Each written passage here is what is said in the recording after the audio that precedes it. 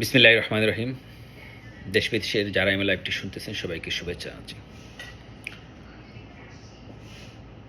আমি যে বিষয়টি নিয়ে আজকে কথা বলবো সে বিষয় নিয়ে ইতিমধ্যে অনেকবার কথা বলেছি, আপনাদেরকে বিভিন্ন তথ্য জানানোর চেষ্টা করেছি। বিশেষ করে এই মুহূর্তে বাংলাদেশের রাজনীতিতে যে অরাজকতা তৈরি হয়েছে বা অরাজকতা প্রতিনিয়ত সৃষ্টি হচ্ছে, তৈরি হচ্ছে, সেটার অন্যতম কারণ হলো বাংলাদেশের যে নির্বাচিত বৈধ প্রধানমন্ত্রী শেখ হাসিনাকে উৎখাত করা। বাংলাদেশে একটি জঙ্গি হামলার মাধ্যমে গত 5ই আগস্ট নির্বাচিত প্রধানমন্ত্রীকে উৎখাত করা হয়েছে। তারপরেই বাংলাদেশের যে দখলদার হিসেবে যিনি দায়িত্বে রয়েছেন ডক্টর মোহাম্মদ ইউনূস, তার নেতৃত্বে যারা রয়েছে মূলত বাংলাদেশ বিরোধী 1971 সালে যা বাংলাদেশ বিরুদ্ধে ছিল সেই জামাত ইসলামী,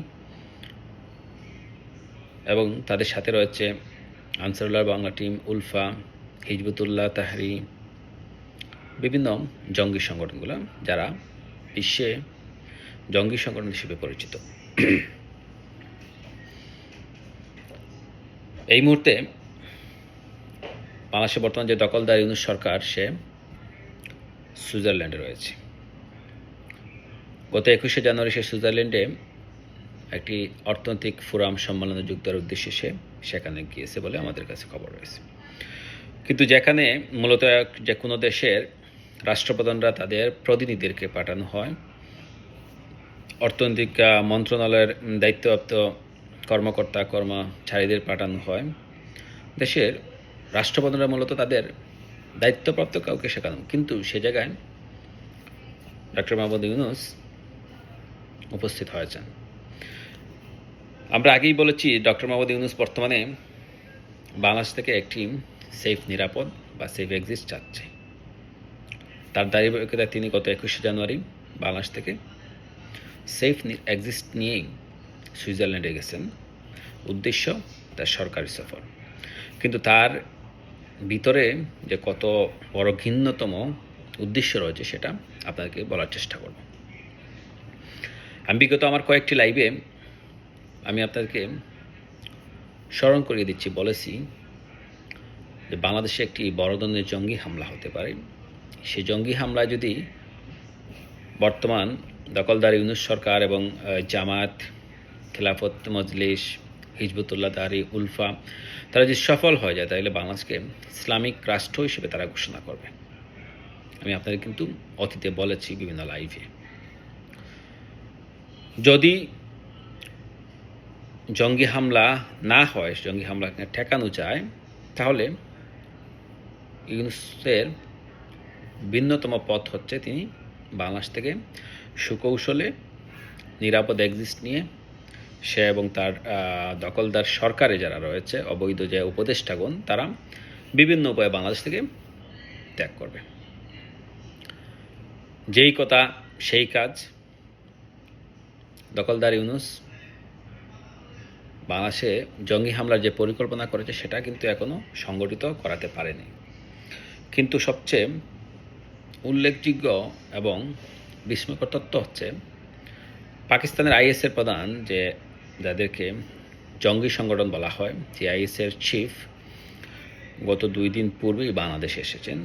সেখানে বাংলাদেশের ডিজিএফের প্রধান তাকে ঢাকা আন্তর্জাতিক বিমানবন্দর থেকে তাকে রিসিভ করেছেন।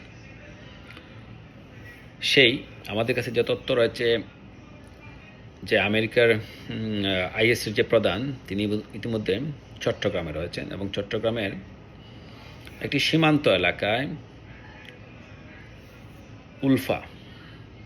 উলফা হচ্ছে ভারতের বিচ্ছিন্নবাদী জঙ্গি সংগঠন।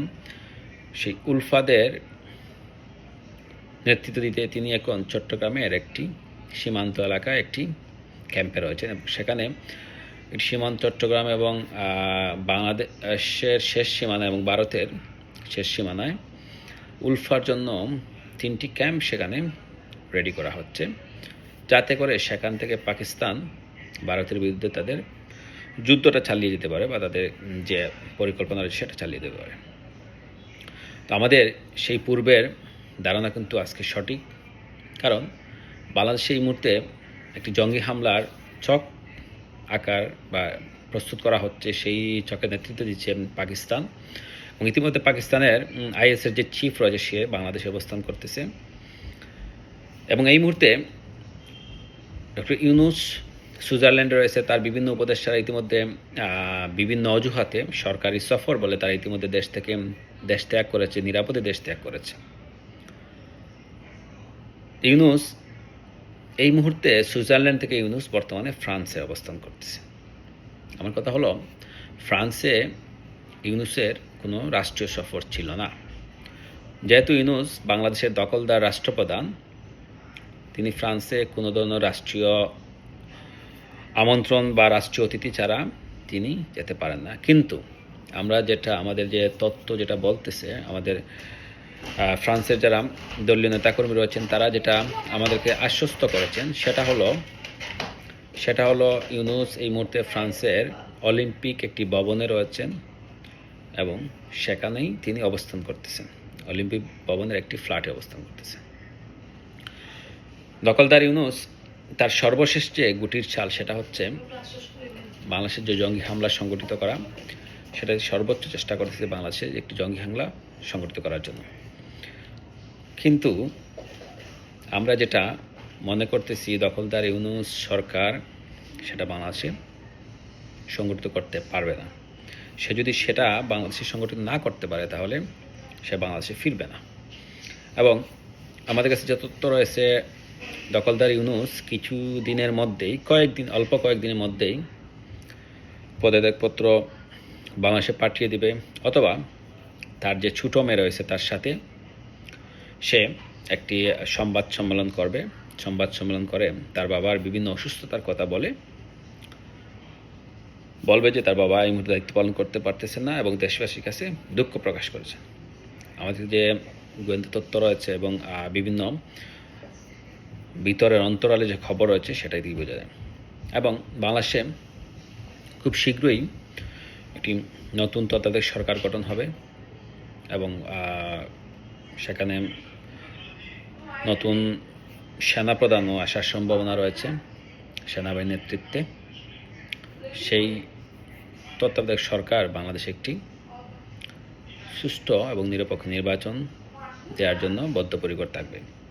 কিন্তু আমরা যেটা জানি, বাংলাদেশের বৈধ প্রধানমন্ত্রী শেখ হাসিনা এই দেশের স্বার্থে, জনগণের স্বার্থে তিনি বাংলাদেশে ফিরে আসবেন এবং দেশের যে কোনো স্বার্থে, মৌলিক স্বার্থে তিনি যে কোনো ত্যাগ, বাংলাদেশ আওয়ামী লীগ যে কোনো ত্যাগ স্বীকার করতে প্রস্তুত রয়েছে। সবাইকে ধন্যবাদ জানিয়ে আমি বিদায় নিচ্ছি এবং আপনাদের সাহায্যার্থে আমার পরবর্তী ভিডিও আপনারা পেতে আমার চ্যানেলে আপনারা সাবস্ক্রাইব করুন, শেয়ার করুন, কমেন্টস করুন এবং আপনাদের মতামত আমাকে জানিয়ে দিন। ধন্যবাদ সবাইকে। আসসালামু আলাইকুম।